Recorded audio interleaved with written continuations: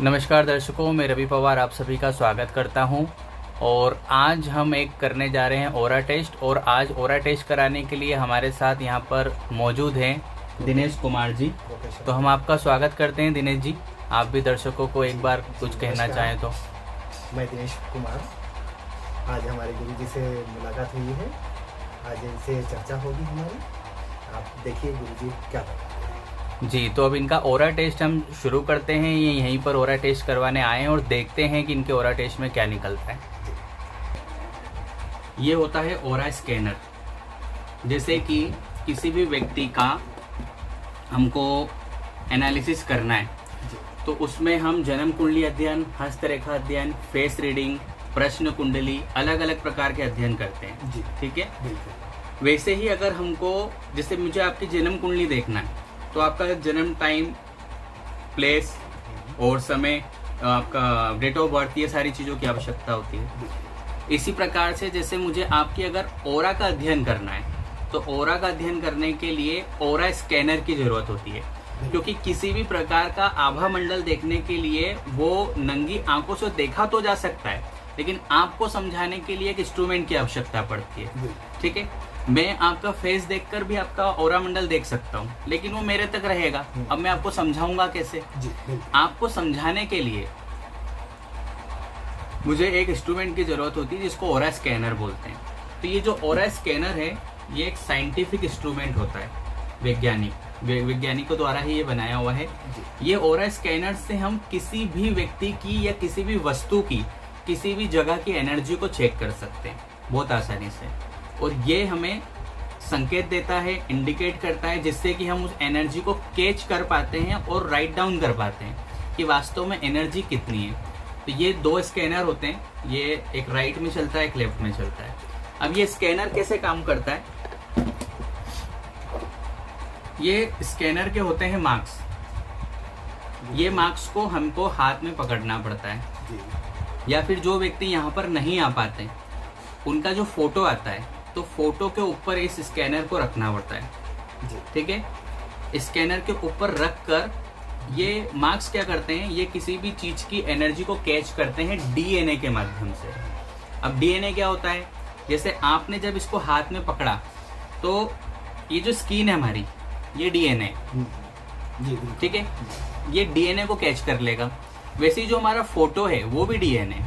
आपने देखा होगा जो तंत्र क्रियाएं लोग शमशान में कर देते हैं, वो फोटो से हो जाती है, उसमें व्यक्ति का सामने होना जरूरत ही नहीं है उसकी।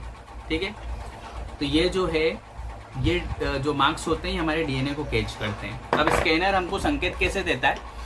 ये जो स्कैनर है ये अगर राइट की तरफ मूव होता है तो यस, अब ये मेरा राइट रहेगा। जैसे मैं टेस्ट कर रहा हूँ तो मेरा राइट और आपका लेफ्ट हो गया, तो आप मेरे राइट की तरफ ध्यान दीजिए। और ये जो स्कैनर लेफ्ट वाला है ये लेफ्ट की तरफ मूव होता है तो नहीं, ये हाँ और ये ना, ये तो हो गए हाँ और ना के संकेत। इसके बाद में स्कैनर की, अब हम किसी भी चीज की एनर्जी कैसे चेक करेंगे? तो ये देखिए, ये जब चिपका हुआ है दोनों साथ में तो इसको हम कहते हैं 0% एनर्जी, यानी कि ब्लॉक एनर्जी। आप इसको 3 नाम से पुकार सकते हैं। पहला है 0% एनर्जी, दूसरा है ब्लॉक एनर्जी और तीसरा है न्यूट्रल। न्यूट्रल जैसे हमारी गाड़ी में हम गियर डालते हैं और फिर उसको न्यूट्रल कर देते हैं। अब ये स्कैनर अगर आपका इतना खुलता है तो ये हो गया 25%, आधा खुलता है तो 50%, ऐसे ही ये 75% और पीछे चले जाता है तो ये 100% हो जाता है। ठीक है, अब जरूरी नहीं है कि ये 25% की गैप में खुलेगा, ये 5%, 10% भी खुल सकता है, 15-17% भी खुल सकता है। वो डिपेंड करता है एनर्जी के ऊपर कि एनर्जी कैसी है। तो ये स्कैनर का परिचय। अब हमको कोई भी टेस्ट करने के लिए ये जो स्कैनर है यहाँ पर एक उसका सैंपल लगाना होता है। सैंपल क्या होता है? इसको कहते हैं सैंपल। ये जो छोटा सा बॉक्स देख रहे हैं आप, तो ये जो सैंपल मेरे हाथ में है ये है पॉजिटिविटी का सैंपल। ठीक है, अब इसके अंदर देखिए क्या है, स्वास्तिक है अंदर, एक स्वास्तिक का एक स्टिकर है और उस पर लिखा हुआ है पॉजिटिव। तो इस स्कैनर से किसी भी चीज़ की एनर्जी को कैच करने के लिए हमें एक सैंपल चाहिए। बिना सैंपल के टेस्ट नहीं होगा, क्योंकि अभी हम आपके ग्रहों के बारे में पूछेंगे, बॉडी की पॉजिटिव एनर्जी, नेगेटिव एनर्जी, सब पूछेंगे। तो स्कैनर के लिए, इसको टेस्ट करने के लिए एक सैंपल की आवश्यकता होती है। इस सैंपल को यहाँ लगाया जाता है, ऐसे ही आपके दूसरे वाले स्कैनर में भी लगेगा। अब मैं आपको सैंपल बताता हूँ कितने तरह के होते हैं। ये आप देख सकते हैं कि कितने तरह के सैंपल हमारे पास होते हैं। तो ओरा स्कैनर में टोटल 300 सैंपल होते हैं किसी भी चीज़ को चेक करने के लिए। जैसे कि ये यहाँ पर ये पॉजिटिविटी का सैंपल है, ऐसे ही ये नेगेटिविटी का सैंपल है, ये अल्ट्रावायलेट को चेक करने का, ये कहीं पे जियोपैथिक स्ट्रेस उसको चेक करने के लिए, ये रुद्राक्ष चेक करने का है। इसके बाद में अभी हम जो आपके दोष चेक करेंगे, मांगलिक दोष, कालसर्प दोष, बंधन दोष, ये सब उन्हीं के सैंपल हैं। इसके बाद में ये जो है हमारे तत्व होते हैं उसके सैंपल, न्यूमरोलॉजी जो करते हैं, कौन सा अंक अच्छा होना चाहिए उसका सैंपल है। वैसे ही ये हमारे ग्रहों के सैंपल, सबसे इम्पोर्टेंट ग्रह है, सूर्य ग्रह से लेके केतु ग्रह तक के सारे सैंपल आपको यहाँ मिलेंगे। इसके बाद में कौन सा रत्न आपको धारण करना चाहिए उसके सैंपल हैं, और कौन सा कलर का इस्तेमाल करना चाहिए। तो ये इस बॉक्स में 150 सैंपल है, ऐसे ही हमारे पास 300 सैंपल होते हैं। तो जो व्यक्ति का जो टेस्ट है वो फर्स्ट वाले बॉक्स से हो जाता है। तो अब हम आपका टेस्ट स्टार्ट करते हैं। टेस्ट करने के लिए हर व्यक्ति की सबसे पहले बॉडी की एनर्जी को चेक किया जाता है कि आपकी एनर्जी क्या है। इसके लिए आपका मोबाइल फ़ोन और इसको दूर कर दीजिए। अब ये जो मार्क्स हैं इसको आपको हाथ में पकड़ना है, दबाना, दोनों हाथ से पकड़ लीजिए इसको।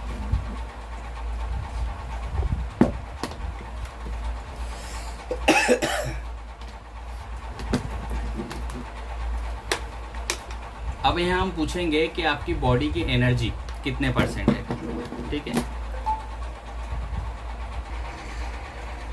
दोनों हाथों से उसको थोड़ा सा जोर के पकड़ लीजिए। बस अब आपका यहाँ पे हम बॉडी की एनर्जी, अब सबसे पहले आपकी बॉडी की एनर्जी चेक करते हैं। दिनेश जी की बॉडी की पॉजिटिव एनर्जी कितने प्रतिशत है? दिनेश जी की बॉडी की पॉजिटिव एनर्जी कितने परसेंट है?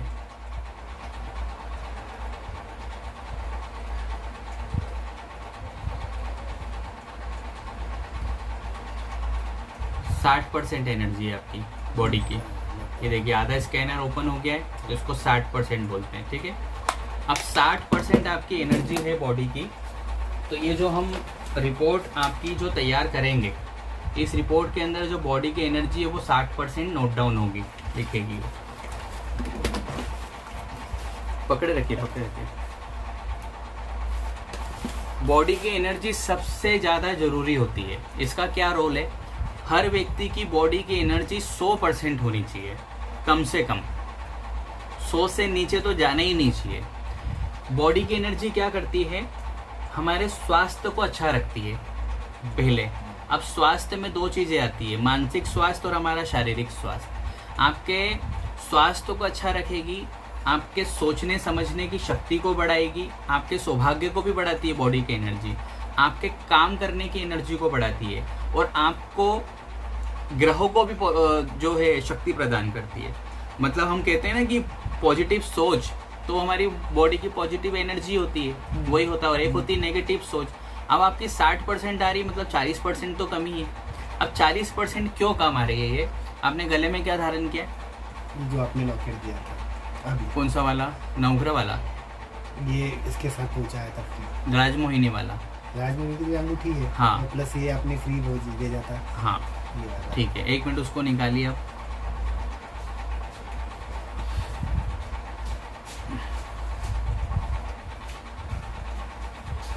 और राजमोहिनी अंगूठी को भी निकालिए।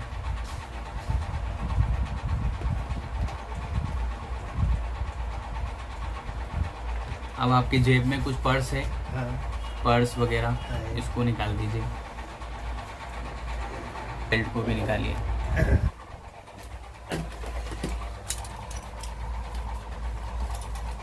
बेल्ट, पर्स, ये जो चीज़ें हैं ये कई बार हमको पॉजिटिविटी भी देती है और नेगेटिविटी भी देती है। अब बेल्ट पर्स आपने निकाल दिया, जो भी आपने अंदर चीज़ें हों वो सब निकाल दीजिए। ओके ठीक है, ओके। दोबारा हाँ उसको पकड़िए। अब आपने बेल्ट हटा दिया, पर्स हटा दिया और एक रुमाल हटाया, अंगूठी वगैरह हटा दिया आपने। अब देखते हैं कि बॉडी की एनर्जी में क्या परिवर्तन आता है। दिनेश जी की बॉडी की पॉजिटिव एनर्जी कितने प्रतिशत है? दिनेश जी की बॉडी की पॉजिटिव एनर्जी कितने परसेंट है?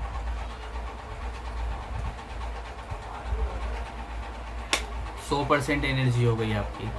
वो देखा आपने, जल्दी रिजल्ट आ गया, पहले लेट आया था। अब ऐसा क्यों हो गया? हाँ फटाक से पीछे चल गए। हाँ, जल्दी से पीछे चले गए। अब ये 100% एनर्जी आपकी क्यों हो गई?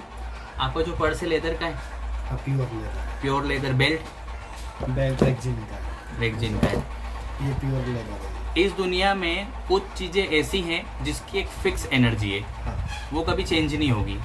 लेदर के अंदर 100% नेगेटिव एनर्जी होती है, रेक्जिन में भी 100% नेगेटिव एनर्जी है। जो हमारा हम गोल्ड धारण करते हैं, गोल्ड के अंदर 100% पॉजिटिविटी है।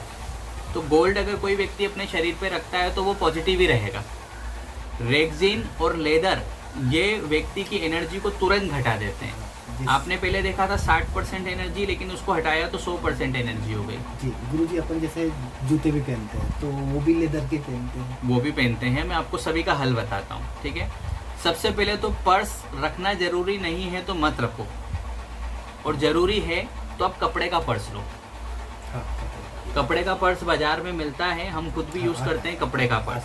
कपड़े के पर्स में जो है जो कपड़ा रहता है वो एनर्जी बढ़ाता तो नहीं है, लेकिन घटाएगा भी नहीं। जी, कपड़े के अंदर न्यूट्रल एनर्जी होती है, तो कम से कम ठीक है ना, आपको माइनस में तो नहीं ले जाएगा। अभी आपका लेदर का पर्स आपको डाउन ले जा रहा है, आपका जो रेक्जिन का जो बेल्ट है वो भी डाउन ले जा रहा है, और ये आप डेली यूज करते हैं। बॉडी के एनर्जी पे मुझे सबसे ज़्यादा बात करना पड़ती है, क्योंकि हम क्या है, बॉडी की एनर्जी एक ऐसी चीज़ है जो आपके साथ 24 घंटे चलेगी। आप जब रात को सोएंगे तो भी बॉडी की एनर्जी काम करेगी, और सुबह उठने के बाद भी काम करेगी। अब आप लेदर का पर्स, रेक्जिन की चीज़ें अगर आप लेके चलते हैं तो आप 24 घंटे और 365 दिन, पूरा महीना, पूरा साल आप एक नेगेटिव एनर्जी लेके चल रहे हैं अपने शरीर पे। आपका जो पर्स है कपड़े का आ जाएगा, आपका जो बेल्ट है ये भी कपड़े का आएगा। अब तो मिल जाते हैं, ऑफलाइन मिलते हैं, ऑनलाइन भी मिलते हैं, दुकानों में मिल जाते हैं। आप कपड़े का बेल्ट लीजिए, कपड़े का पर्स लीजिए, वो आपको लाभ करेगा। इसके बाद में रुमाल हमको रखना होता है, रुमाल तो हम रख सकते हैं। अब जूते की बारी आ गई। देखिए, कोशिश करना चाहिए कि हम स्लीपर पहनने की आदत डालें, चप्पल पहनने की। अगर हमारा चप्पल में काम हो जाता है तो सबसे बेस्ट है चप्पल। अब चप्पल, आपने जूते का बोला, जूता जब तक आप पहनोगे, चाहे वो प्लास्टिक का हो, लेदर का हो या रेक्जिन का हो, किसी का कपड़े के भी जूते आते हैं, है ना, और प्लास्टिक के भी आते हैं। जूते चप्पल जब तक आप पहनोगे तब तक वो आपको नेगेटिविटी तो देंगे, लेकिन जूता पहनना हमारी आवश्यकता है। कुछ समय बाद आप उसको निकाल दीजिए। जब लग रहा है कि नहीं पहनना है, कहीं पर आप वर्क प्लेस पे गए, वहाँ पे उतार सकते हैं, आप उसको उतार दीजिए। उतार देंगे तो जैसे ही जो अच्छा, एनर्जी जो है वो 1 सेकंड में काम करती है। ये जो पेन है, ये पेन मैंने हाथ में लिया, और अगर मैं ऑरा स्कैन करता हूँ मेरा, तो इस पेन की एनर्जी मेरी बॉडी पे आ चुकी है, क्योंकि इसके अंदर तो पहले ही एनर्जी है। तो 1 सेकंड में मेरी बॉडी में ट्रांसफर होगी। अब जब आप जूता निकालेंगे, उसी सेकंड से जूते की एनर्जी खत्म हो जाएगी, और जब पहनेंगे तो फिर से आ जाएंगी। चप्पल में क्या होता है, जूते में क्या होता है, पहले उसका एक महत्व समझिए आप। जूता पूरे आपके पाँव को कवर कर देता है। बाहर की जो नेचुरल हवा है, पानी है, धूप है, वो आपके पैर को लगती ही नहीं है। तो जिसको हम कहते हैं कॉस्मिक एनर्जी। ये जो हम जब बाहर जाते हैं ना, किसी मैदान में जाते हैं या रोड पे जाते हैं, तो हमें एक कॉस्मिक एनर्जी मिलने लग जाती है। तो कॉस्मिक एनर्जी क्या करती है,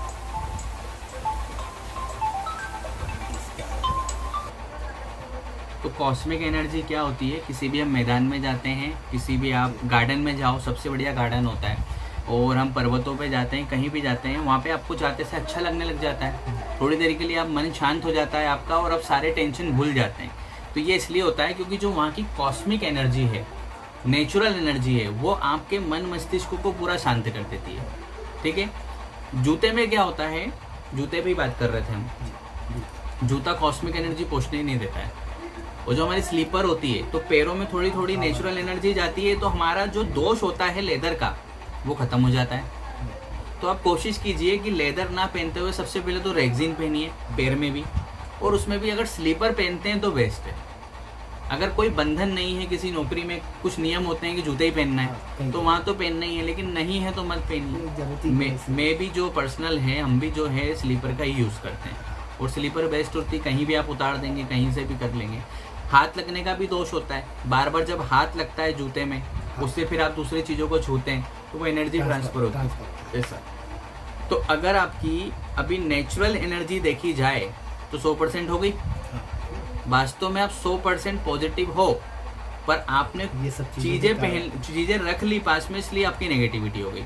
अब आप राजमोहिनी की अंगूठी धारण करिए। ये जो ओरा टेस्ट होता है ना, ये सारे टेस्टों से सबसे बेहतर है, क्योंकि ये हमारी सारी चीजें बता देता है कि कौन सी चीज आपको अच्छा प्रभाव दे रही है, कौन सा बुरा दे रही है, जो जन्म कुंडली में पता नहीं चलता। दिनेश जी की पॉजिटिव एनर्जी कितने % है?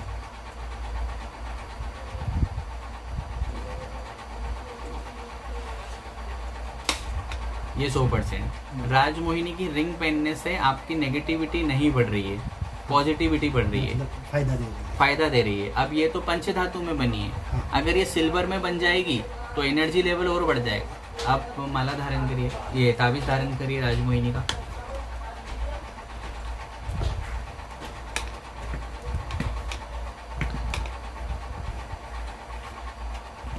इसमें सामने सूट हो रहा है और साउंड आती है। हाँ, अब ये जो राजमोहिनी का ताबीज है, दिनेश कुमार जी की पॉजिटिव एनर्जी कितने % है?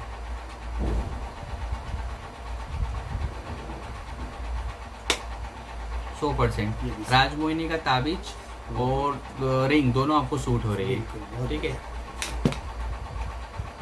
अब देखिए, इसका मैं आपको एक प्रमाण और दिखाता हूँ जी। आपका नाम पूछते हैं, क्या इनका नाम, जो सामने बैठे हैं जिन्होंने मशीन के मार्क्स हाथ में लिए हुए हैं, इनका नाम दिनेश है? ये राइट की तरफ मूव हुआ यानी यस। इनसे गलत नाम पूछे। क्या जो सामने बैठे हैं इनका नाम करण है? नहीं। और एनर्जी भी बताता है, जिसकी जो एनर्जी वो बता देता है स्कैनर, ठीक है। तो आपकी बॉडी की एनर्जी मैंने 60% 100% होगी आपकी, अगर आप ये नहीं रखेंगे तो। लेदर का सामान। हाँ, अब आपकी आध्यात्मिक एनर्जी पूछते हैं। आध्यात्मिक एनर्जी सर क्या होता है? मैं बताता हूँ आपको। दिनेश कुमार जी की आध्यात्मिक एनर्जी कितने % है?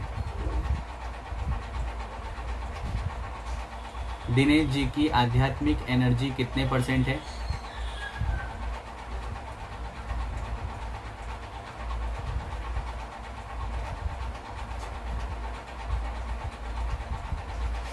%70 आध्यात्मिक एनर्जी। आध्यात्मिक एनर्जी 70% है, 30% अभी भी कम है। आध्यात्मिक एनर्जी होती है कि हमसे हमारे भगवान का लगाव और जुड़ाव कितना है, हम कितने आध्यात्मिक हैं हमारे जीवन में। तो 70% तक तो आप हो, 30% की कमी है। भगवान में थोड़ा सा विश्वास और बढ़ाइए आप, और साथ में पूजा पाठ को और बढ़ाइए।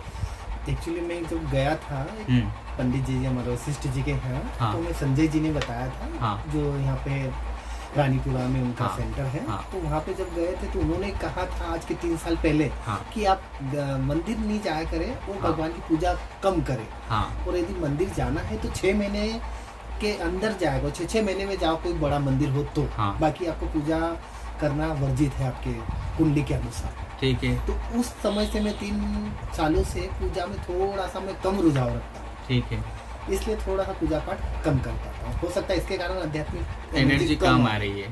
अब देखिए, यहाँ पे होता क्या है कि सभी की विधाएं अलग अलग है। हाँ, कोई जन्म कुंडली अध्ययन करता है, कोई लाल किताब करता है, बिल्कुल। कोई ओरा टेस्ट करता है ना, कोई वैदिक ज्योतिष करता है। हाँ, आप किसी भी विधा का उपाय करें, आपको लाभ मिलेगा, 100% लाभ मिलेगा। बुराई किसी भी विधा में नहीं है। विधा मतलब एक प्रोसेस, ठीक है, कोई सा भी उपाय, कोई सा भी उपाय। आप किसी भी एक चीज को फॉलो करें, उसके उपाय करें, आपको लाभ मिलेगा। अगर वो उपाय सही बताए गए हैं तो, उपाय अगर गलत बताए गए हैं तो आपको नुकसान होगा। साथ में उपाय अगर आपको सही बताएं और आपने करे गलत तो भी नुकसान होगा। और उपाय आपने करे तो सही लेकिन कमी ला दी उसमें। आपको बोला था रत्न इस क्वालिटी का पहनना है, आपने नहीं पहना। आपको बताया था कि रुद्राक्ष की माला से इस मंत्र का जाप करना है, आपने वो जाप नहीं करा। मतलब उपाय कम करे तो भी आपको नुकसान होगा। या तो हम नुकसान के लें या फिर लाभ में कमी के लें, बात एक ही है। लाभ में कमी होना भी हमारा नुकसान ही होता है, यानी जितना हमको लाभ मिलना था वो मिला ही नहीं। 70% एनर्जी आध्यात्मिक खराब नहीं है, ठीक है, अच्छी है वो। थोड़ा सा हम ज्यादा करते हैं भगवान। अच्छा, मंदिर जाने से एनर्जी बढ़ेगी ऐसा नहीं है, आप घर पे पूजा पाठ करेंगे तो भी एनर्जी बढ़ेगी। तो यहाँ पे आपकी 70% एनर्जी लिख देते हैं। अब बात करते हैं आपकी तंत्र बाधा की। तंत्र बाधा क्या होता है? तंत्र बाधा मतलब कि किसी का किया कराया। आजकल नजर दोष तो चल ही रहा है, लगभग हर व्यक्ति को नजर दोष हो जाता है। साथ में किया कराया का मतलब होता है कि किसी ने आप पे कोई जादू टोना तो नहीं कर दिया है, वो अब पता करते हैं आप पर है कि नहीं है। ये जो हमने फॉर्मेट तैयार किया है ना, इस फॉर्मेट को हमने ऐसा तैयार किया है कि एक व्यक्ति की जितनी जरूरत होती है वो सारी चीजें इसमें कवर है। क्या दिनेश जी पर कोई तंत्र बाधा है? क्या दिनेश जी पर कोई तंत्र बाधा है? तंत्र बाधा पर आ रही है? यस है। अब आपको कुछ लगता है शरीर में ऐसा भारीपन, मन डिप्रेशन में चले जाना, भारीपन हो जाना, या फिर शरीर का सुन्न हो जाना, शरीर काम नहीं करना, ऐसा लगता है आपको? हाँ। ऐसा कितनी बार लगता है? मुझे कभी कभी मेरा दिमाग बहुत जल्दी खराब हो जाता है। हाँ, चिड़चिड़ापन जिसको देखिए, चिड़चिड़ापन। मैं आपको तंत्र बाधा का मतलब बता देता हूँ। तंत्र बाधा सिर्फ चिड़चिड़ापन नहीं है, तंत्र बाधा एक्चुअल में बहुत बड़ी होती है। तंत्र बाधा अगर किसी पे करी गई है तो वो व्यक्ति पूरा डिप्रेशन में ही रहेगा।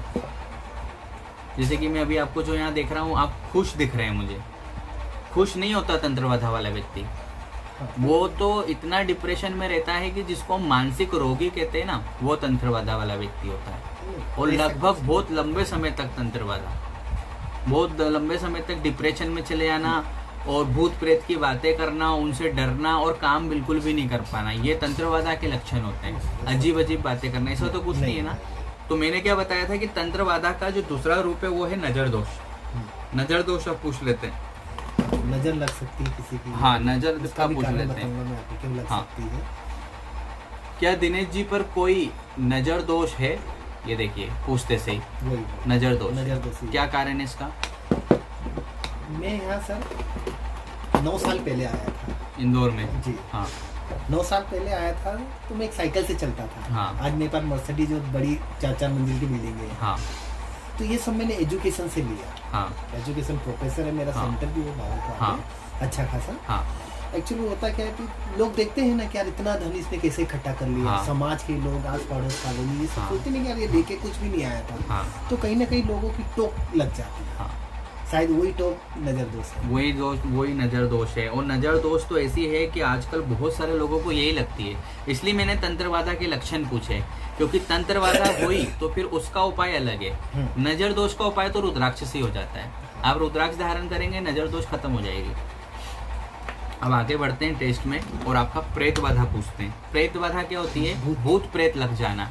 कई बार जब हम किसी अनजान जगह पे जाते हैं, स्थान पे जाते हैं, वहाँ पे अगर कोई ऐसी एनर्जी होती है, कोई ऐसी आत्मा होती है, वो हमारे शरीर को लग जाती है। कई बार हम किसी का कुछ उल्टा करते हैं, किसी पे वशीकरण क्रिया करती, उस पे नहीं लगते, वो हम पे लग जाती है। तो प्रेत बाधा की ये अलग अलग टाइप्स हैं, कैटेगरी भी कह सकते हैं। क्या दिनेश जी पर कोई प्रेत बाधा है? क्या दिनेश जी पर कोई प्रेत बाधा है? ये लेफ्ट की तरफ घुमाए, मतलब नहीं है। तो प्रेत बाधा नहीं है और नजर दोष जो है आपका है, सिंपल सा है।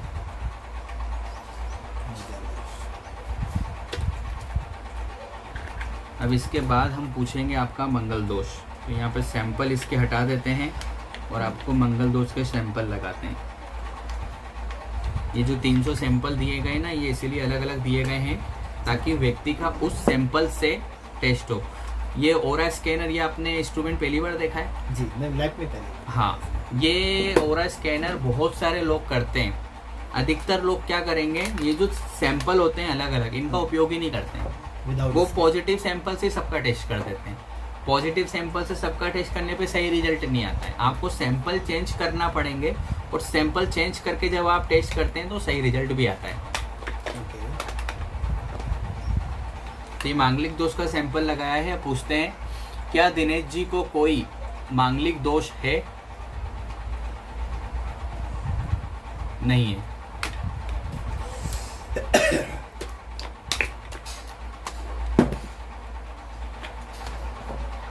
इसका भी फिर उपाय होता होगा? सभी के उपाय हैं। हाँ, मतलब यदि होता परेशानी पहले फाइंड करना पड़ती है, हाँ, फिर उसके बीमारी उपाय क्या भी है। हाँ, बीमारी है, उसके बाद उसकी दवा है। हाँ, वही बीमारी क्या है पहले भी पता। दुनिया की ऐसी कोई भी चीज नहीं है इस दुनिया में जिसका इलाज नहीं है ज्योतिष के द्वारा। जब डॉक्टर मना कर देते हैं कि नहीं हो पाएगा, तब आप ज्योतिष के उपाय कर लो, लाल किताब के उपाय कर लो, आपका काम हो जाता है। तो ज्योतिष सबसे बड़ा है। अभी आपने स्टेटस हमारा देखा होगा, एक उसका डाल रहे हैं हम, पोटली कवच का, निद्रासन वाली, नींद वाली। डॉक्टर के पास अब जब नींद की बीमारी लेके जाओगे तो वो डॉक्टर बोलेगा कि ये टेबलेट खा लो, ये माइंड, हाँ, नींद की गोली दे देंगे। और नींद की गोली से भी ऊपर एक चीज आती है, माइंड रिलैक्स करने वाली गोली, वो दे देंगे, आप वो खा लो।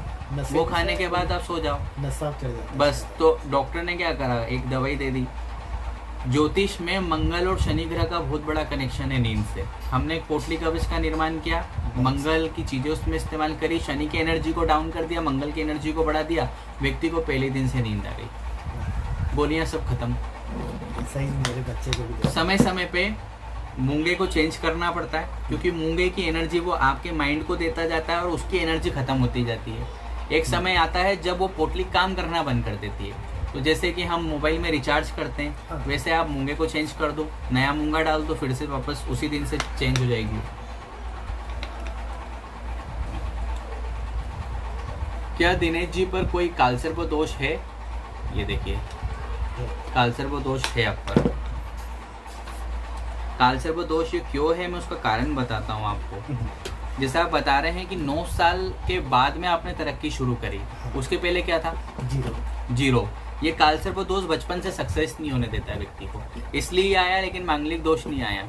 मंगल कार्य तो आपके जीवन में हो गए, पर जो सक्सेस बचपन से मिलना चाहिए, वो नहीं मिल पाया। लगभग 12 साल की उम्र से सक्सेस मिल जाना चाहिए, वो नहीं मिली। कालसर्प दोष बचपन से ही व्यक्ति को प्रभावित करता है, ये तो हमको समझ में नहीं आता है। हम या तो किसी ज्ञानी व्यक्ति के पास जा ही नहीं पाते हैं पता करने के लिए, उस जो योग ही नहीं बनता है। आप काफी दिनों से आने की सोच रहे हैं, पर आपका योग आज बना। कालसर्प दोष बचपन से ही प्रभावित करता है, हमको समझ नहीं आता है कि हो क्या रहा है। अच्छा, ये जो ज्योतिष की चीजें होती हैं, इसका एक आप नजरिया देखिएगा कि आपको जीवन में वो कुछ मिल ही नहीं रहा है जो मिलना चाहिए, लेकिन व्यक्ति क्या सोचता है कि जो भी मेरे जीवन में चल रहा है यही मेरा भाग्य है। असल में वो भाग्य होता ही नहीं है। आपका भाग्य, अगर आपको 10,000 रुपये मिल रहे हैं महीने के, तो हो सकता है 15,000 20,000 रुपये मिलने का हो, पर हमको वो पता ही नहीं होता है कि हमको इतना मिल सकता है। वो तो जब आप किसी गुरु के मार्गदर्शन में जाते हैं और जब वो आपको बताते हैं कि कालसर्प दोष के कारण लाभ घट गया। कालसर्प दोष क्या कराता है, जीवन में एक तो संघर्ष कराएगा, बहुत संघर्ष कराने के बाद देगा, और फिर भी कालसर्प दोष जितना मिलना चाहिए उतना देता नहीं है, 100% नहीं मिलता कभी भी, ये लाभ में कमी रखेगा। आप देखेंगे कुछ लोगों के पास इतना काम है कि काम करने की फुर्सत नहीं है, कुछ लोग खाली बैठे हुए हैं, कुछ लोगों के पास काम तो है लेकिन आनंद नहीं है। मैंने आजमाया है इससे। क्या? क्योंकि मेरा सेंटर अच्छा खासा है, मैंने हाँ। 2-3 बार यूनिवर्सिटियों को लाने की सोची थी कि मैं इस यूनिवर्सिटी को एफिलिएशन ले लूं, हाँ। और अपने यहाँ बच्चे को। हाँ। तो 3-4 बार मेरे बनते बनते काम बिगड़ गए। हाँ। 5-5 लाख की डोनेशन बेकार गई। आपको क्या लगता है वो हो सकता था काम? हाँ, 99 पॉइंट तक पहुंच गए, और लास्ट में जाके वो रिटर्न। ये कालसर्प दोष का मुख्य प्रभाव है, रिटर्न आ गया। लक्षण हम कई कह बार सकते हैं। 4 बार 5 बार मैंने देखा। हाँ। मतलब काम बनते बनते बिगड़ जाते। बिगड़ जाते हैं। ये लाभ में कमी हो और ये गई। दिमाग बोलता है कि ये काम तो 100% हो जाएगा, हाँ। तो फाइनल पे जाके रिटर्न मार देता बस ये लाभ में कमी है।